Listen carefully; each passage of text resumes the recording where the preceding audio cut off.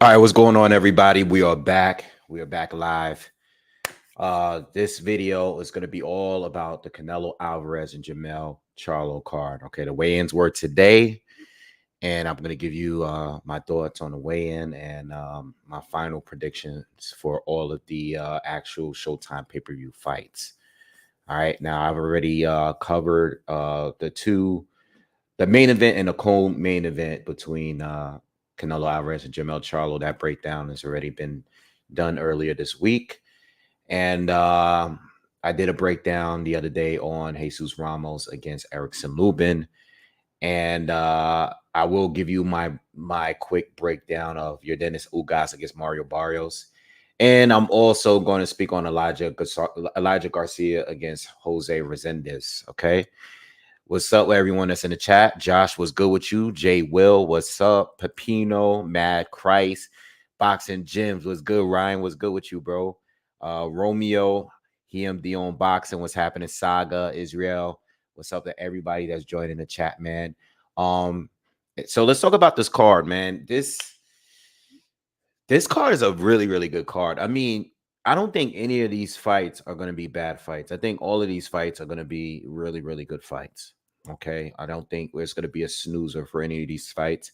Also, just to put it out there, they're going to have some of the earlier fights on YouTube.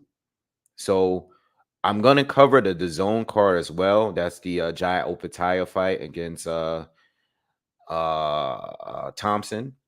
So I will be covering that fight. So as soon as that ends, I'm sure by that time the YouTube undercards are going to be on. I'm probably not going to jump on like right away, but I'm probably going to jump on like, shortly after, like before the actual main event, the pay-per-view. I'm going to be on all day tomorrow, basically in the afternoon. So be sure to check me out. I'll be here and we're going to have a lot of fun, because that card is this pay-per-view card is, I mean, all four fights are good fights. There's no way that these four fights are going to be snoozers. You know what I mean? I think every one of these fights are going to be good. I think the slowest pace fight might be Ugas against Barrios. Just because of Ugas' style, I'm going to talk about that. He don't like to lead too much. He likes to wait and counter. But outside of that fight, I mean, even that fight, I still think is going to be a good fight. But the Garcia Resendez fight is gonna be good for sure. Ramos and Lubin's definitely gonna be good. Charlo and Canelo is definitely gonna be good. All these fights are gonna be bangers. So I definitely think it's worth the pay-per-view and all of that. Like, it's a good undercard. Like, this is what I mean. You don't have to put the biggest names on the undercard. And I've said this before on live cards. I actually said it recently on one of those cards that was like boring all the way throughout. I can't remember which card it was, but you don't have to. I know they try to keep the budget tight for the main event guys, but throw some guys on there that you're gonna get the crowd into it, because one thing you don't want is a bunch of boring fights leading up to like the main event, because it's gonna kill the mood. You know what I mean? And even if you're not, especially for the people that's in the arena, but if you're not in the arena and you're home and you watching it, you still want it to be exciting. You don't want to just be sitting here like trying to fight your sleep. You want the crowd. You want to hear the crowd into it. You want to hear the commentary into it. And for those that's actually listening to the commentary, and you just want to be excited watching a fight. You don't want to just be bored, get in a pay-per-view, and then the three pre-fights are all boring, and then now on the time the main event is going, and if the main event ain't crazy, you're gonna be bored from that too. Especially with the amount of pay-per-views we get. I mean, they just announced that Regis Program and Devin Haney is gonna be pay-per-view too. So at this point, the zone is giving us they hitting us with pay-per-views now on a regular. Plus, they hitting us with the highest subscription price tag in all of boxing right now. So the zone is killing us, crushing our pockets. And then you got Showtime that's been giving us pay-per-views like crazy all this time. It's just too much. So if you're going to make us pay, you might as well just give us some good fights, especially if the main event, people are going to pay for the main event, but give us some good fights. You don't have to be super famous guys like Ramos and Lubin. They're not super famous or anything like that. Garcia, he's on the come up. You know what I mean? So, but this is gonna be a good card all the way through. You know, I don't think there's gonna be a moment we should miss. You got Alexander Volksdick, you got Frank Sanchez. They're gonna be on a free YouTube card that starts at 5:30 p.m. So Eastern time. So if you have time to watch some boxing earlier that night, go to YouTube. You know, I'm gonna try to jump on as soon as that the zone card is done with. All right, but shout out to everyone that's still joining us, man. What's up, Dex? Sup, Israel, Jay, I already hollered at you. My man Ryan from Boxing Gems is here. And I see you, Saga. And so let's talk about these undercards, man. And let's start out with I just couldn't get to doing a full breakdown for your Dennis Ogas and Mario Barrios. I just couldn't do it. You know, I was trying my best to do as many breakdowns as I could. So I'm gonna break them down real quick here. And I'm also gonna speak on this with Elijah Garcia. And you know, because all these breakdowns require film study, and I was doing it all back to back to back all week long. All my free time just watching fights. These other fights that was going on. The zone, he was calling Wallin fight, which I still don't even know where that's going to be televised, if it's going to be televised at all. But it took a lot of time just doing the 4 breakdowns that I did. So I didn't really get it around to doing like Ugas and Barrios and Garcia. I tried, but one thing with Elijah Garcia, we're gonna speak on that fight first because I know, you know, Elijah Garcia is basically a prospect. This is gonna be a middleweight fight. He's gonna come up. I've seen Elijah fight on the other cards recent. I know he was on the Tank Davis Ryan Garcia fight card, and he was also on another card earlier this year. But I remember just watching him on those undercards. You know what I mean? And pretty explosive fighter. You know what I mean? He's definitely going to come and give us a war, a good fight. And I didn't even realize that Jose Resendez is the guy that stopped and pretty much retired Jared Hurd. You know, now Jared Hurd, we already know that he took some time off. I think after he lost to like Luis Arias. I think that was his last fight before. He took some time off and he came back and fought Jose Resendez, who I did not know who he was. So I remember Jared Hurd watching that fight, and Jared Hurd pretty much got stopped, or you know, he basically quit, or I don't know if he quit. I can't remember, but I remember the fight was stopped close to the end of the fight. But I thought Hurd was losing the fight, and Resendez was pretty much bringing the pressure to him. I mean, Jared Hurd at the end of the day, and I've said this the past few years.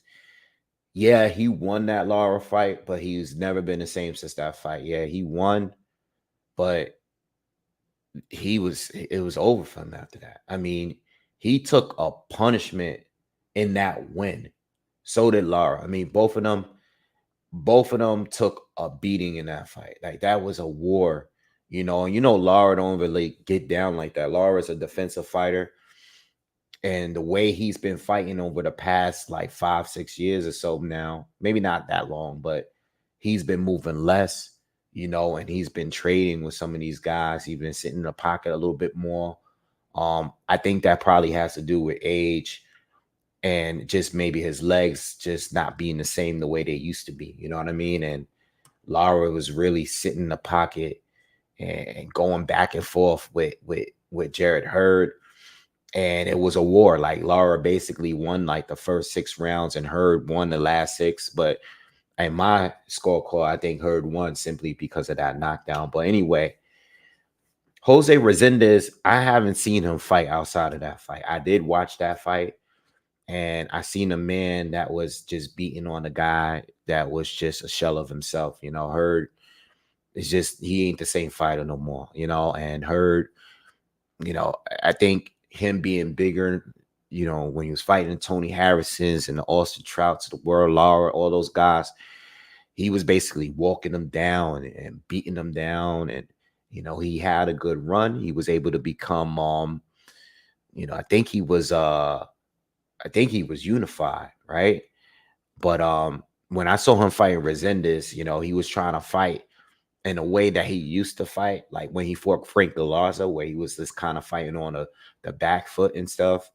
and the defense is just not there, man. You just saw it, the reflexes, the defense. He just couldn't see the punches coming no more. You know what I mean? The punches wasn't rolling like the way they used to, and he was just taking hits. Everything that Resendez was throwing at him, he was basically getting caught with everything, and he got beat. But when I think about it, and I think about this fight, Resendez come to fight. I didn't see any of his other fights, but I know he has one loss, and I believe it's to a decision loss. I'm sure he's a tough fighter. Obviously he knows how to bring pressure because he thought he did it with Hurd. To be honest, I think Garcia would have starched Hurd probably even earlier. You know what I mean? At this point, if Hurd fought Elijah Garcia, Garcia would have even did it better. Garcia is southpaw, very explosive, can punch, has the firepower, lots of volume. And I think Garcia is going to win this fight against Resendez. It should be a good fight for sure. It's going to be an action-packed fight for the amount that it lasts. But watching Garcia fight on those other two fights that I saw him on the undercards of these big fights, he's going to bring it. You know what I mean? And he's definitely someone to look at. I think at some point in his career, though, maybe not right now, but at some point he's going to face someone where we're going to need to see a little defense, because it was moments of those other fights where he was a little shaky. You know what I mean? So I think Garcia looks great. He looks good. But at this stage, he can do what he's doing, picking up the wins, getting stoppages and stuff, good performances. But at some point, he's gonna have to stepping up on the defensive end, But I like what I see. He's fast. He's fun to watch. He's given us some good wars the last couple of fights. And I think he's gonna give us one this Saturday. But I think Elijah Garcia is gonna take Resendez. All right. And that'll be that. But that's gonna start off the pay-per-view, the main event, and I got Garcia winning. I don't know if it's gonna be by stoppage, because I haven't seen Resendez fight anybody else outside of Jarrett Hurd, and I saw what he did to Hurd, but again, I don't know how tough he is as far as durability and all that. So we're just gonna have to wait and see. But I definitely, from the talent, I think Garcia is definitely gonna win this one, take this win. All right, and it's good too, because the middleweight division right now is kind of slow. It's my least favorite division right now. I think it's the worst division right now. So it's good to see like somebody like him on a come up. Hopefully he keeps winning so we can get some good quality fights, because everybody in middleweight don't want to fight each other. Everybody's ducking each other. Everybody's acting like they too big to fight each other. You got a bunch of guys that are like fake A-side type fighters, just ducking each other and all that. Champions just not even being in activity.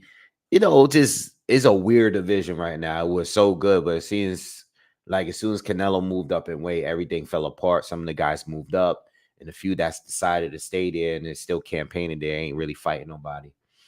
You know what I'm saying? So it's kind of whack. Shout out to everyone that's joining us. Please hit the thumbs up, man. Smash the like button if you haven't already, man. Let's get these likes up, man, real quick. Let's get them up, man. Is over 60 people in here, man. Let's get these likes to 60. If you watching me, you might as well hit the thumbs up. Like, what y'all doing? Stop playing. All right. So shout out there. See you, Rodas was good. J Man, what's happening, man? Shout out to everyone that's joining the chat. All right. All right, let's go to the next fight on the undercard, man. This is another fight that I didn't get around to actually doing a breakdown, but I was trying to get to. That was a very last video I was going to do that tonight. But I figured, what the weigh-in was today. I saw the weigh-in. I was like, all right, I might as well just talk all about all this right now. But your Dennis Ugas against Mario Barrios. So it should be another good fight. Ugas is coming off of that loss to Spence, where he got stopped, pretty much battered.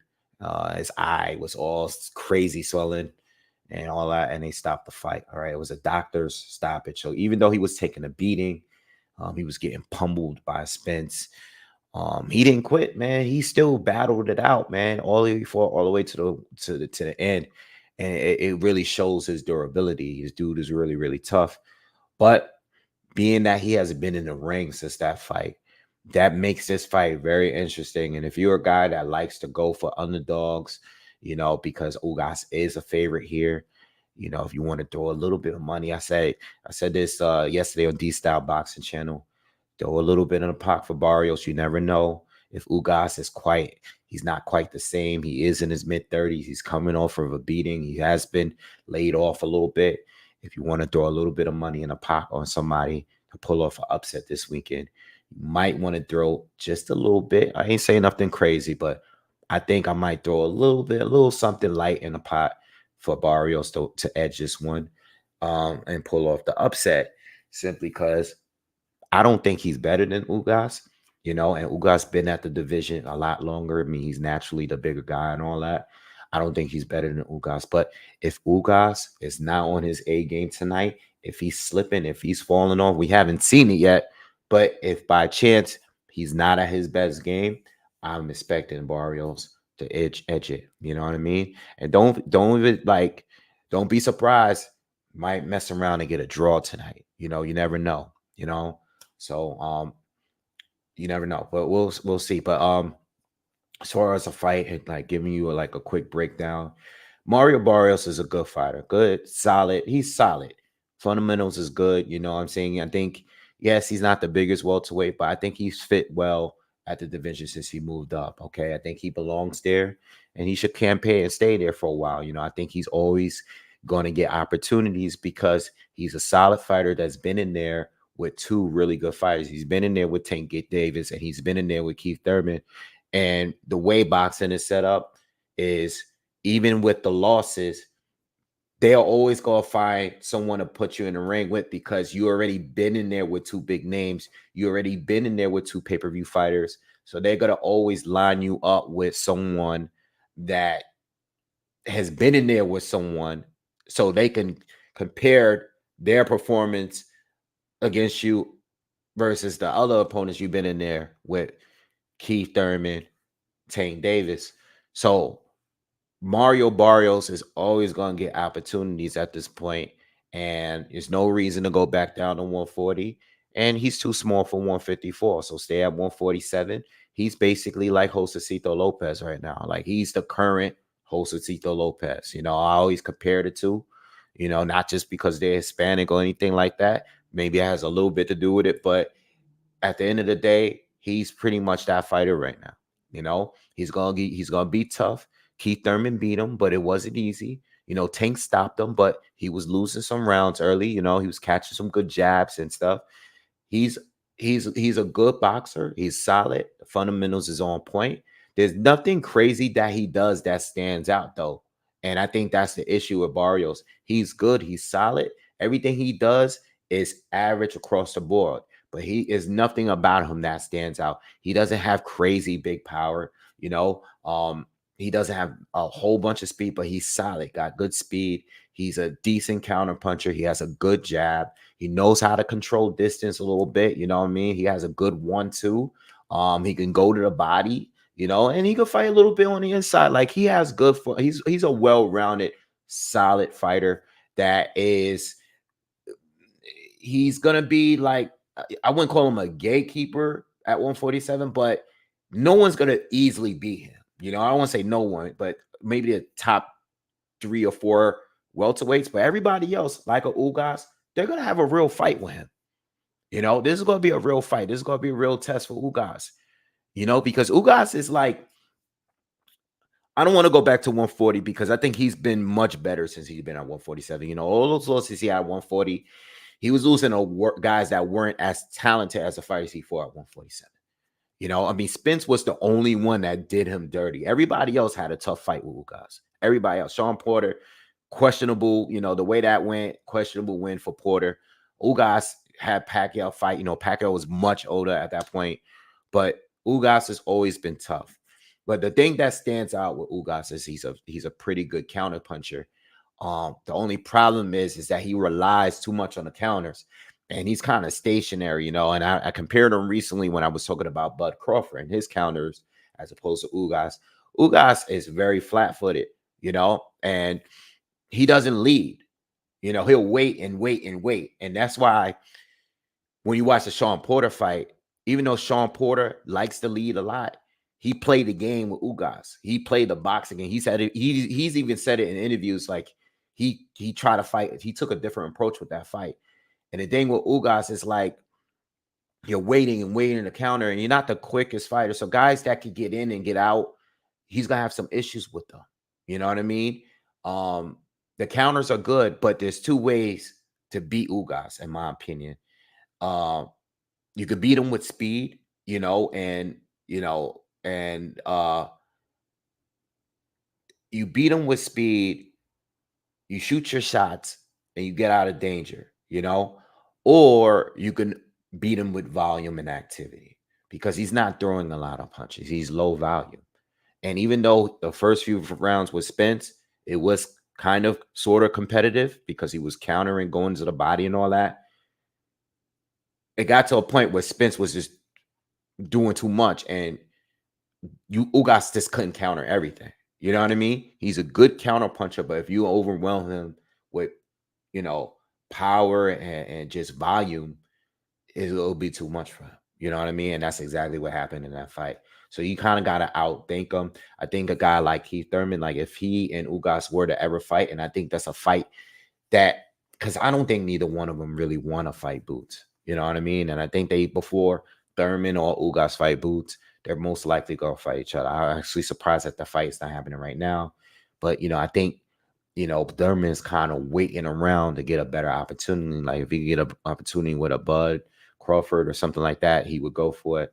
But I think they should have been fighting here, maybe not on this card, but on their own card.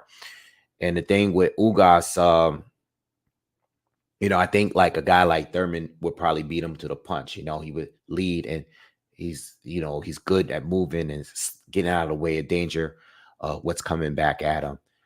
Ugas, good counter puncher. And I think his counter punching ability is going to be what beats Mario Barrios, because Barrios, good fighter, but he kind of stays too close. Like when he throws the right hand, he kind of leans in. He's in the space of danger, and he's very easy to hit and clip with a counter. I was watching a little bit of the Thurman fight today, and I know Ugas is not as fast as Thurman. I know he's not as athletic as Thurman, but I can see Ugas countering him a lot, especially to the body, often in that fight. And I think Ugas is just going to be stationary, yes, high guard and all that, but he's going to be landing the hooks.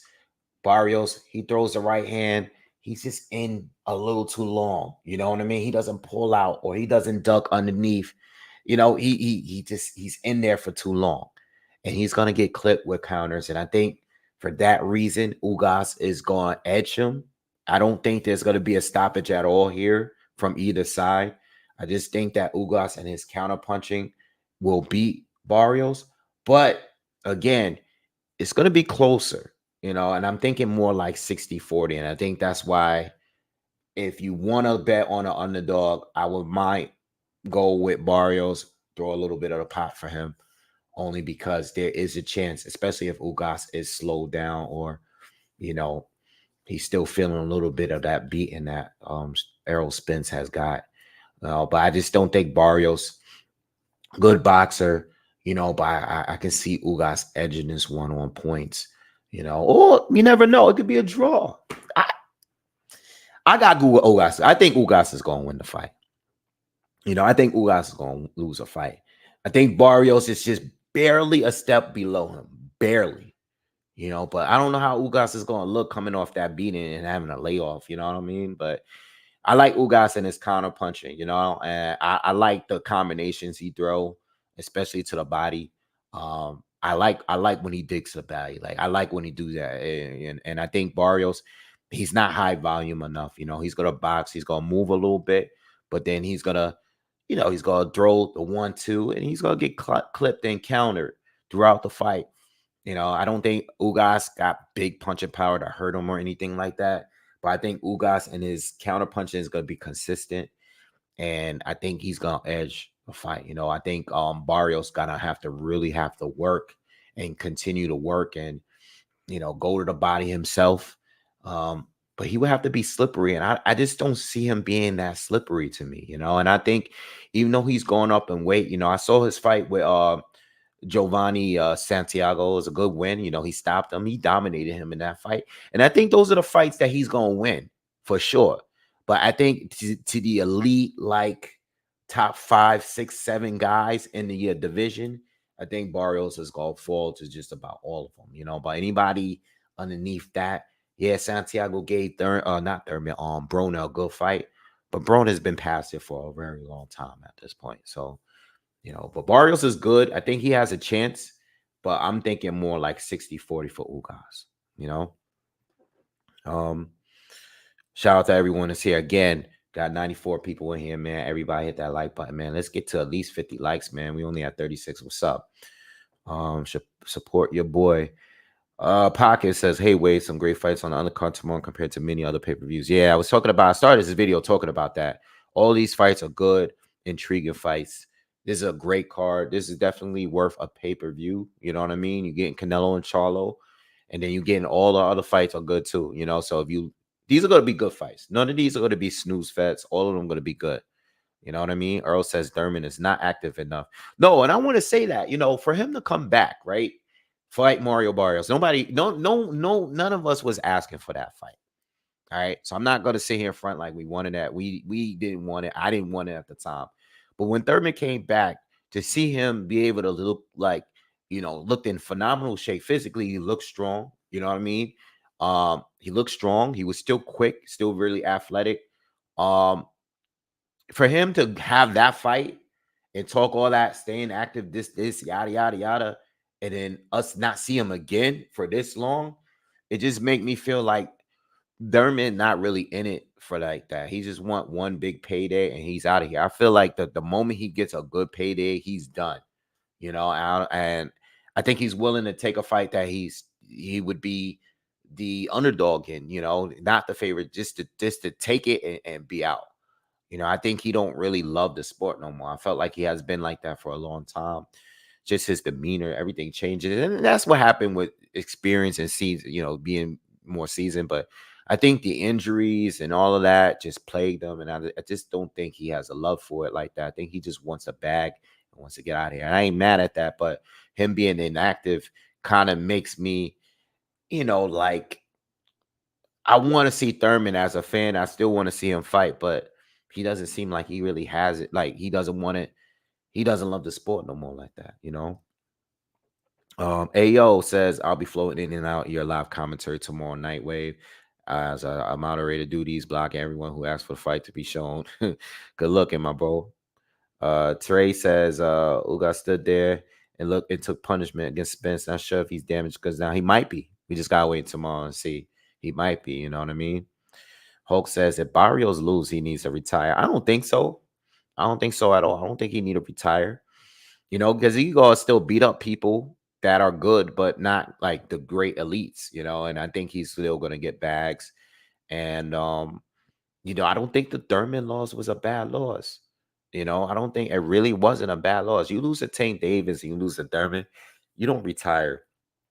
Even if you lose to Ugas, you know, I don't think it'll be a dominant performance or anything, but he's too young to retire. I can't see him retire. He said if Ugas loses, he need to retire too.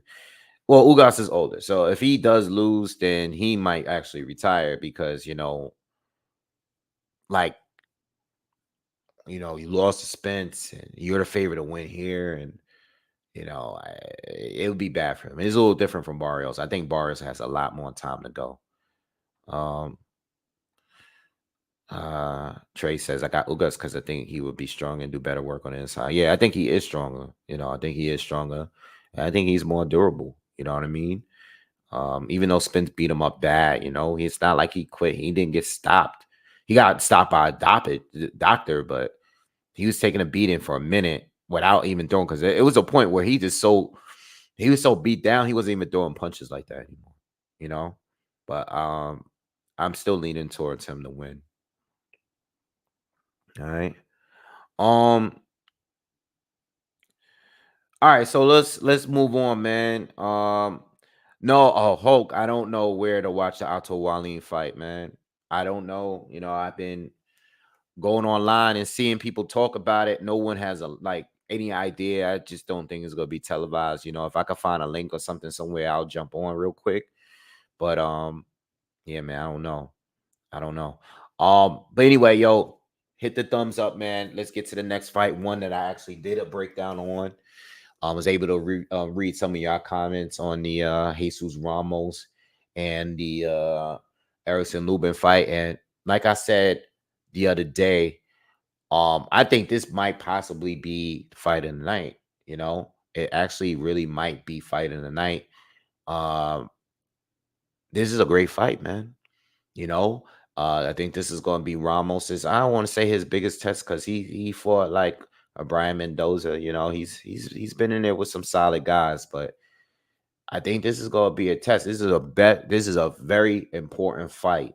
Every fight is important, so I don't want to say it like that, but Erickson Lubin needs his win. Like he needs his win bad, because it's he's had it tough, man. And in those periods where he had to step up, he just didn't pass the test.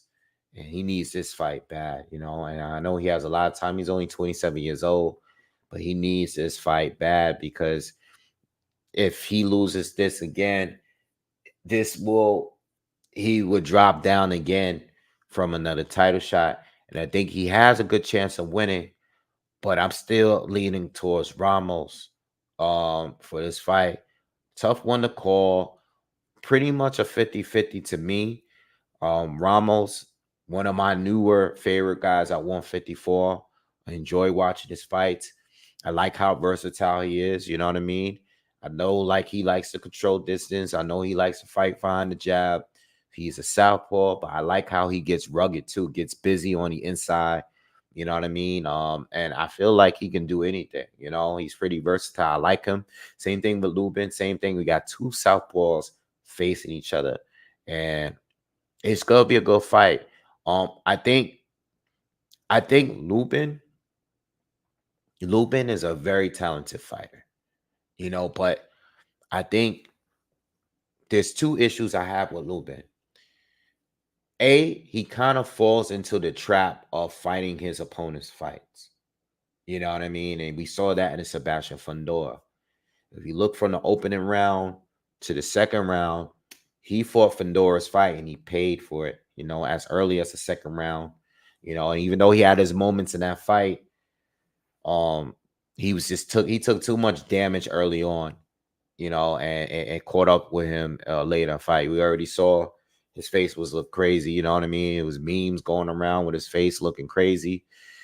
Lubin kind of falls in the trap and fighting his opponent's fight. And the second problem is I just don't think he's that durable. Both fights that he lost, he was stopped one punch from Charlo. Sebastian Fundora just beat him down really, really bad. And there's a couple other fights in there. I can't remember which ones, but he's been buzzed a couple of times too. And as far as right now, Ramos looks like the bigger, stronger guy. I know his frame naturally looks like a bigger guy. Even at the weigh-in, he's slightly taller, like barely taller than Lubin, but in the fight night, it seems like Ramos probably one of the biggest fighters at 154, if not the biggest fighter. I know Sebastian Fundora is extremely tall, but this guy Ramos looks like a middleweight. You know what I mean? He's looked like a middleweight that's squeezing down into 154. You know what I mean? He would easily be a decent size middleweight. He's only 22.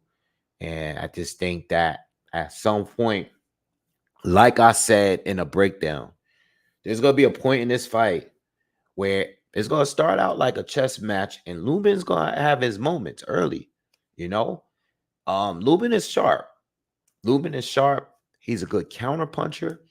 He goes to the body well. He has good defense when he's using it.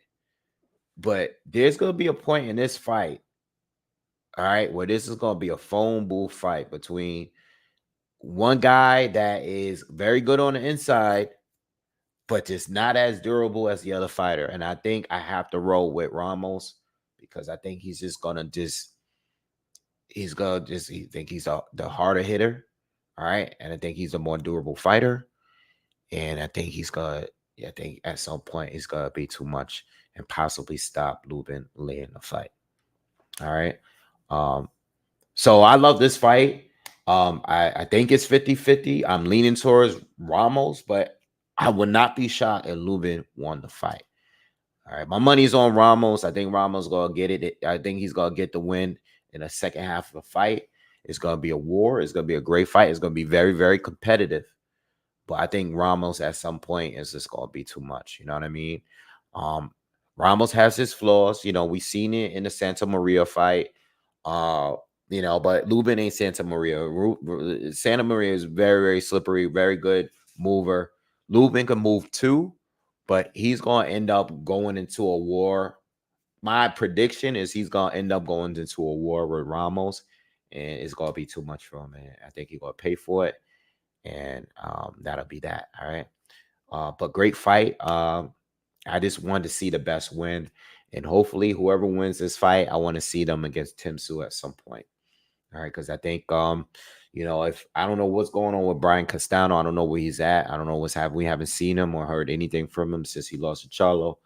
But if I think if we don't hear nothing from Castano, I think the two top dogs after this fight will be the winner of this fight and Tim Tszyu. That's what I want to see. Well, the winner of Tim Tszyu and Brian Mendoza. And we already know that Ramos already beat. He's already beat Mendoza. You know what I mean? Yeah. Trey says he has Lubin if he fights smart. Yeah, and that's what I mean. If he fights smart, I think he can beat Ramos too. If he fights smart, I think he will fight smart for a certain period of fight. But how long are you going to maintain it? You know what I mean? Rafael said, "Don't sleep on Mendoza. He might upset him. I mean, he might. And Mendoza's been." Listen, Mendoza has lost to like Ramos, you know what I mean? But Mendoza's been durable too. He's knocked out Fandora. Uh, and he's a good boxer as well. So you never know. You never know. He might beat Tim Tszyu. I actually like his chances a little bit more than Tony's. I like his chances a little bit more than Tony's, to be honest. You know what I mean? So I like the fight. I like that fight as well, and I can't wait to do a breakdown on that fight. I definitely go. We'll definitely get there when we get there. But 154 is even if Jamel's gonna move up, we have some other good fighters to be on the lookout for. All right. So let's get to the main event. Jamel Charlo.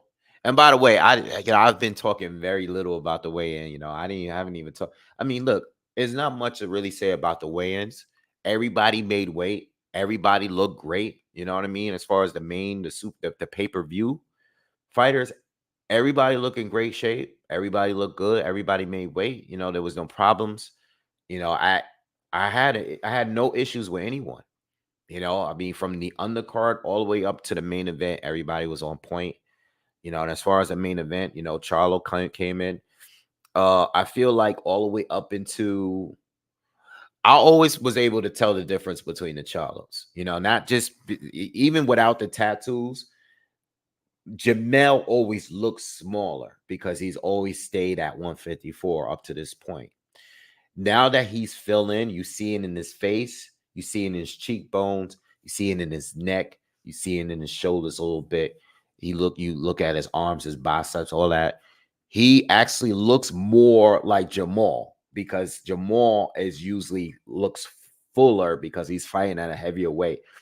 When we saw Jamal before moving up to 154, like his last fight or two, he looked like his face was like sucked in.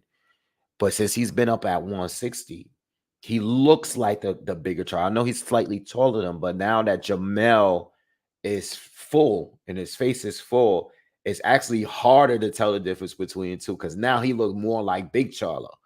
You know what I mean? But watching him at the weigh-in, I mean, all the way up into the weigh-in, I've been seeing him in different interviews and all that, and he looks healthier at the weight. He looks healthier at the weight. The thing is, he doesn't look any bigger than anyone else that Canelo has faced. And this was the point that I was trying to bring up in my breakdown, because I know everybody's talking about size, and this is what always happens with fights. And I mean, size is a factor here because you got a guy that's coming up in you got a guy that's coming up 2 divisions in order to face the current undisputed champ at 168, who is Canelo Alvarez. So everybody's talking about size this, and how Charlo might be walking around heavier and all of that stuff. And I think when it comes to that, I think Tim Bradley, I've seen him on a Pro Box.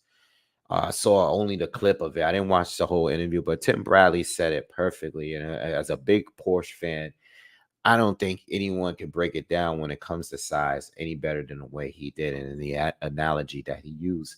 And he basically said, it's like, listen, you get a Porsche, lightweight, and I'm paraphrasing. He didn't say exactly like that, but you get a lightweight Porsche. We already know performance-wise, it's fast, it's hugging the corners. You know what I mean? It's turning the way it's doing. It's lightweight, and it's one of the highest performance cars out that you can get. But when you throw something on top of the roof and you driving it and it's heavy and you trying to drive it the same way, it's not gonna drive the same. And I think when it comes to Charlo, not having any fights, not being able to adjust to the weight class, yes, you might feel better, but for how long are you going to fight at that, whatever way he starts to fight or whatever way that we're used to seeing him fighting at 154? Are you going to be faster than before? Are you going to burn out? We never really seen him tired like that. We never really see, he's always had good cardio. Is it going to be different now because he's fighting at a bigger weight against a bigger puncher? You know what I mean? Um, and I know he might, again, people keep saying, hey, he walks around at this, he's taller than all that. Yeah, that's cool. But you're fighting a guy that's used to fighting people your size or bigger. You're the one that's making adjustments. So I understand size is going to be brought up in this fight because it's a difference in divisions that's fighting. So I get that. But you're the one that has to you're the one that's testing the waters. You haven't fought at 160. So you're going up to 168 to fight the best fighter, one of the best fighters in the world in this generation. And you've struggled against fighters that's not even close to that level. I don't really know. I mean, Canelo, this is another day. This is another day for him. This is what he does on a regular basis. Ryder, Plant, Saunders, Callum Smith, all of these dudes he's been fighting at 168. He's been doing it for a long time. He's already been used to it, This is why I don't know why even people, going back to Spencer Crawford, wait, size this, size that. Like, yo, the guy had 8 fights there. You know what I mean? So I don't know why it was brought up there. But people are saying size, they bring it up as it's an advantage for Charlo, as like Charlo hasn't fought at the weight yet. And he's testing it out. He's just not having a tune-up. Plus, he's coming off of an injury and inactivity. You know what I mean? So I don't know, man. I don't think talent-wise, I don't think he's better than Canelo. I think a lot of people are running with Canelo's falling off. So that's why he's going to win. I think those are the 2 things. I'm hearing size a lot, and I'm hearing Canelo's falling off a lot. So I think people that are picking Charlo are picking them that because they see that Canelo's falling off. They saw him lose to Bivol. And I'm like, listen, Bivol was clearly better than Canelo and bigger, but better too. Right? But if Bivol fought Charlo, how would that fight go? You know what I mean? Like, Come on, how would that fight go? How would that fight go? You know what I mean? Like, do you think Charlo would win? You know, he would be more of a underdog than than anybody. All right. People would be a super favorite to win that fight if they were to get down. You know what I mean? Um, I just think that Charlo is good. I said Charlo would have to be perfect in order to make it competitive. All right. I think they're both undisputed fighters, but I think there's a level above. Like Canelo's is a level above. Everything he does is just fluid, more natural. It doesn't require as much thought.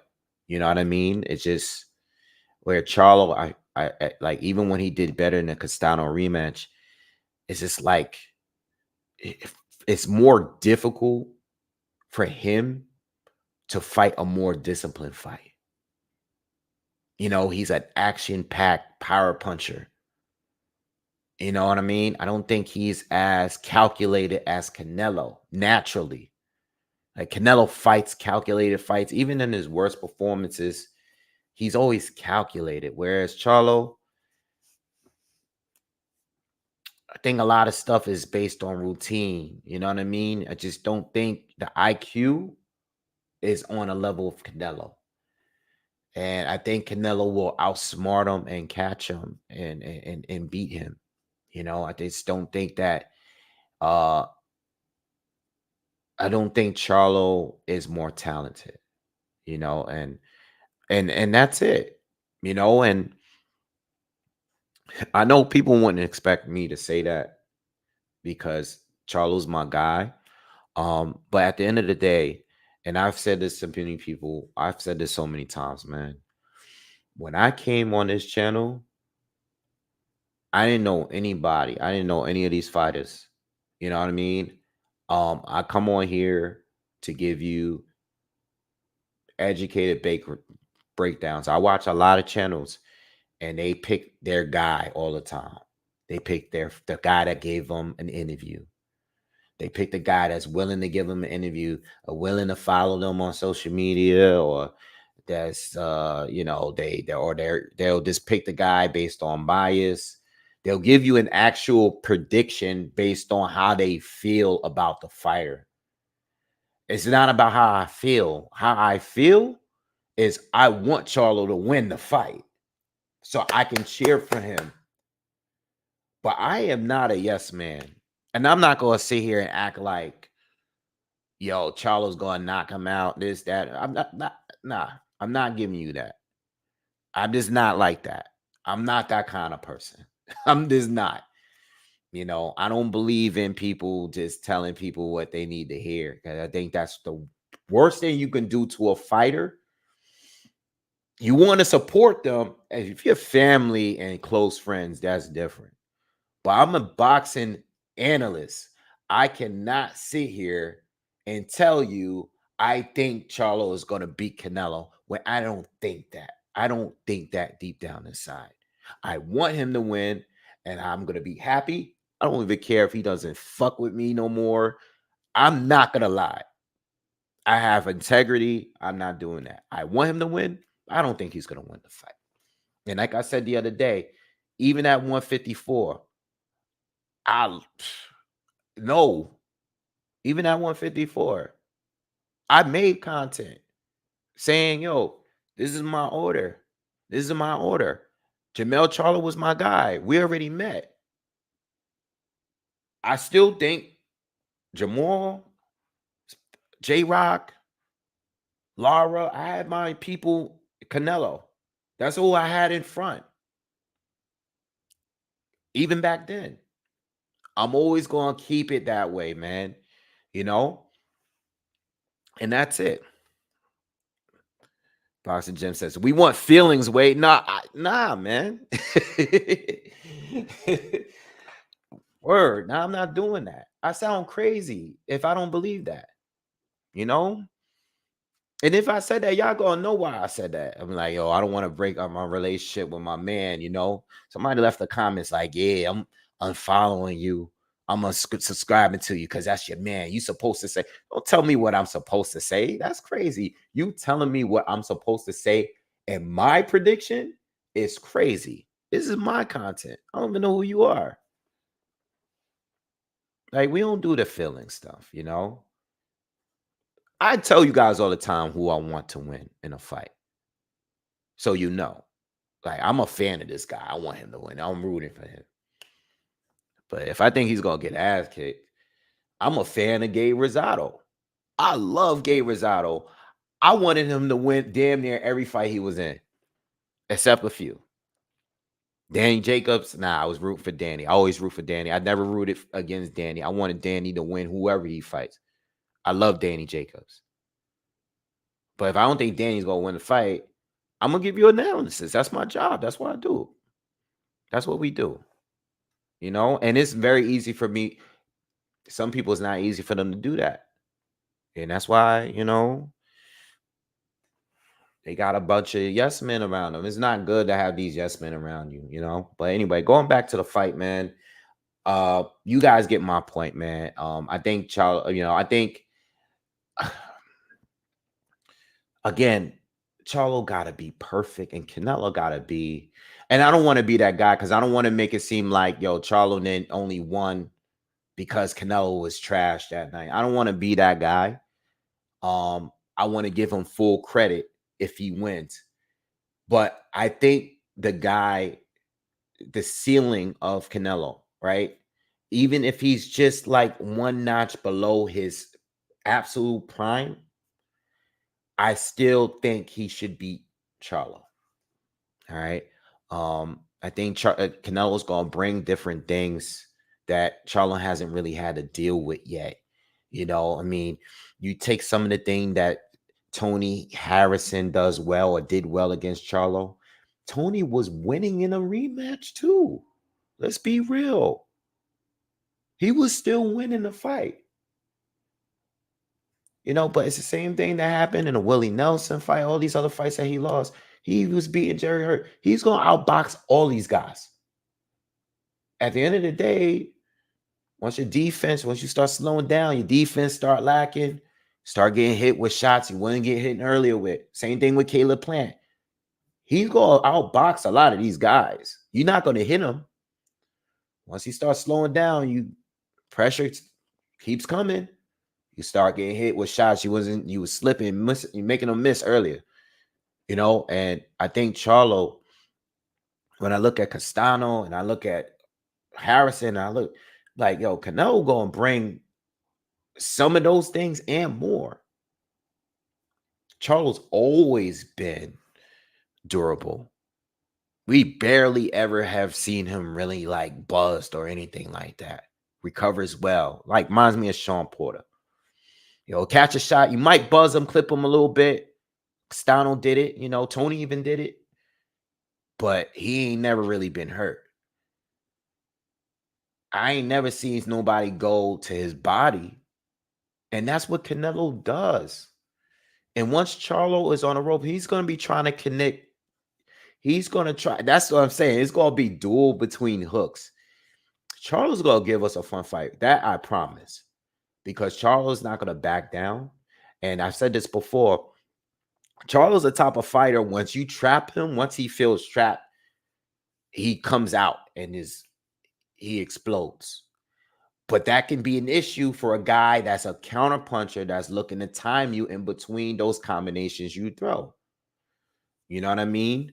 Charlo can be very wide open sometimes. And those big, crazy baseball pitch right hands he throw, some of these, Canelo's going to see it coming, man, and catch him with a counter, man. And I just don't think his style, he's been fighting this way. I'm sure him and James has been working on things, but he's been fighting this way. He's improved, but he's been fighting the same way for a long time. I've seen him since he's been with Derek, at least. And I just think that Canelo's going to win, whether it's going to be by stoppage or decision. I think Canelo's going to win. It should be a good fight, though. It's definitely going to be a good fight. Charlo's never boring in a fight. So it's going to be a good fight. Ever since he got with Derrick James, he hasn't been a boring fighter because he's going to come at you, but he needs to do everything perfectly to make it where it's very competitive. He has to be perfect. He has to be Castano rematch times two. And that still may not be enough, but he has to be that, you know? He has to. But they look good at the weigh-in, but like I said, I don't know how Charlo's gonna adjust to this weight. He might feel a little good right now, but how let's see how he feels in those later rounds. You know what I mean? As far as Canelo, he looked great. This is the best I've seen Canelo.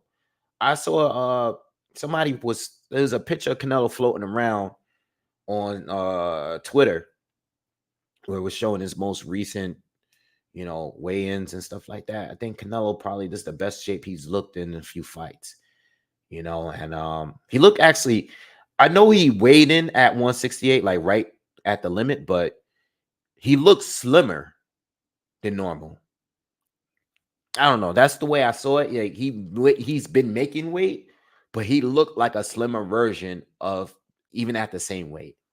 He looked good, you know.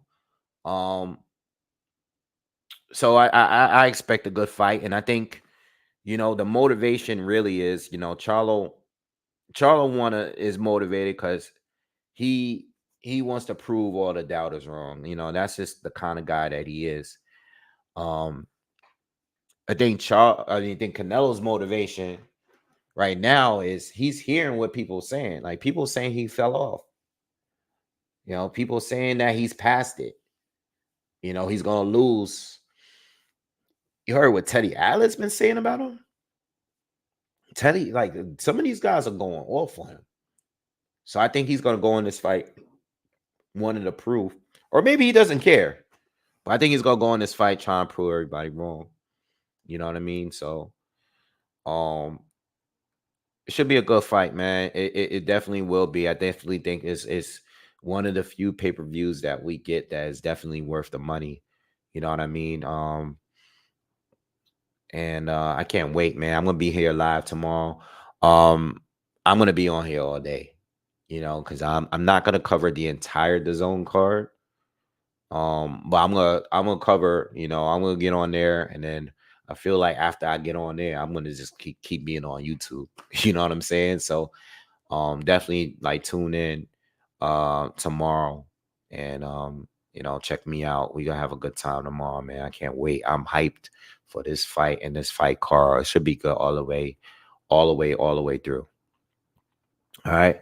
But listen, I'm gonna get on out of here, man. I'm gonna get some rest, man. I'm gonna be here tomorrow. Please hit the thumbs up on your way out, man. Only 70 likes. Let's get to 100 real quick before I get up out of here, man. Shout out to my man, Boxing Gyms that's in the building. Please subscribe to the channel. I'm sure all of y'all subscribe. I mean, let me just talk about Boxing Gyms real quick. This man has uh he has changed the boxing community here. He has educated a lot of fans on just the sport. I mean, I've even learned from him. I've told him, we talk. He has educated the boxing community. There was a lot of channels for a long, long time that was just being biased, telling you gossip shit. I think a lot of it ended recently because of just the outcome of some of the most recent fights the last year or so. But he's actually educating the boxing community on a technical standpoint, on a sweet science. He's not talking about he said, she said, gossip this guy don't like this guy and all this stuff. He's not doing none of that. He's educating boxing fans. I watch his videos and I read his comments, and I see that people are learning, and I like that. Like, and I think your comments is your Kylie, your comments is I'm trying to how to say it. Um it basically shows who you are as a channel, because you can go to other people's channel and it's nothing but drama in the comments, uneducated, you know, comments and stuff, like you just be like, come on, man. Like I think, and that's why I love my community too. I love my supporters because there is no, I rarely get ridiculous comments from you guys. You know what I mean? Like most of the comments are solid, even when we disagree. It's more about respect. But shout out to Boxing Gyms, man. I mean, he is the best on YouTube, period. You know, he is the best on YouTube by far. Best channel on there, you know. So I gotta give him respect. There's a lot of great channels on here, but this guy is man, he's educating the community for real, and he's throwing out content every day.